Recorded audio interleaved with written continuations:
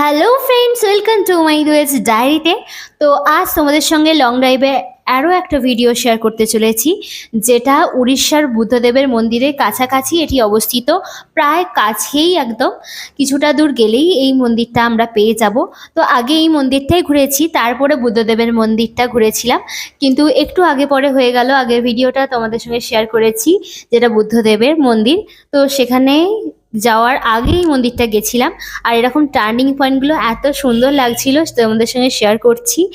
আর আমার ভিডিও কেমন লাগছে তোমরা কিন্তু আমাকে কমেন্টে জানিও। আর যদি ভালো লেগে থাকে প্লিজ চ্যানেলটাকে সাবস্ক্রাইব করে দিও, লাইক কমেন্ট শেয়ার করে দিও।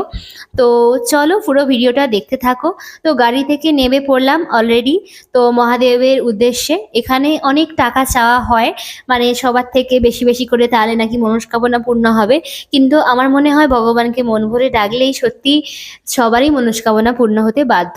তো মহাদেবের আমার মূর্তিটা দেখেই ভক্তি চলে এসেছিল। আমি যেটুকুন মন্ত্র জানি সেইটুকুন দিয়েই আমি মহাদেবকে ডেকেছিলাম। এবং এখানে দেখতে পাচ্ছ এই মন্দিরটা অলরেডি এসে গেছি। চারপাশটা খুব সুন্দর একদম। আরও মহাদেব ছাড়াও অন্য দেবদেবীর মূর্তিও ছিল। এখানে সিংহ স্ট্যাচু ছিল, এবং ঢোকার আগে দেখলাম এদিকে অনেক সবাই ডালা কিনছে পুজো দেওয়ার জন্য, 100 টাকা করে।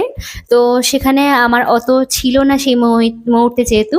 এবং নন্দীরও পাশ দিয়ে যাচ্ছি, নন্দীকে একটু ডেকে নিয়েছিলাম, কানে কিছু বলে দিয়েছিলাম, যেগুলো মনস্কামনা নাকি পূর্ণ হয়। নন্দী ভিঙ্গির কানে কিছু বললে অবভিয়াসলি বাঁ কানটায় বলতে হয় মেয়েদের, তো সেটা বলে দিয়েছিলাম। এবং মন্দিরটা তোমরা দেখতে পাচ্ছ, মহাদেবকে দেখতে পেলাম।